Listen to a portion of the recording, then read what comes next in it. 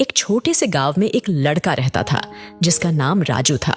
राजू बहुत ही बुद्धिमान और मेहनती था, लेकिन वह बहुत ही शर्मीला था। वह किसी से भी ज्यादा बात नहीं करता था। एक दिन राजू अपने गांव के एक बड़े मंदिर में पूजा करने गया था। मंदिर में बहुत भीड़ थी। राजू भीड़ में खड़ा होकर पूजा कर रहा था। तभी उसकी नजर एक साधु पर पड़ी। साधु बहुत ही शांत और गंभीर लग रहा था। राजू ने साधु के चेहरे पर ध्यान से देखा और उसे ऐसा लगा कि साधु बहुत ही ज्ञानी है। राजू साधु के पास गया और उससे बोला, साधु जी, मैं आपके पास एक प्रश्न लेकर आया हूँ।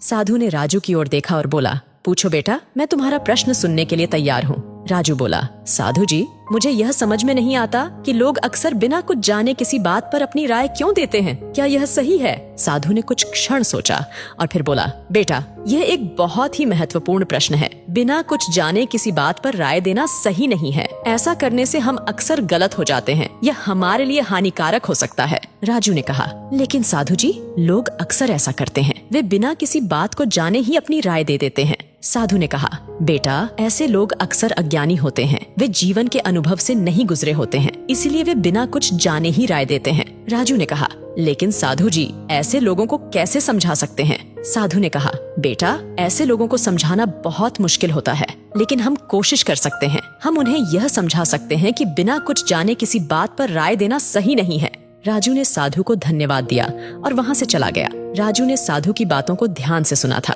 वह समझ गया था कि बिना कुछ जाने किसी बात पर राय देना सही नहीं है। उस दिन से राजू ने यह ठान लिया कि वह कभी भी बिना कुछ जाने किसी बात पर राय नहीं देगा। वह हमेशा सोच समझकर ही राय देगा। राय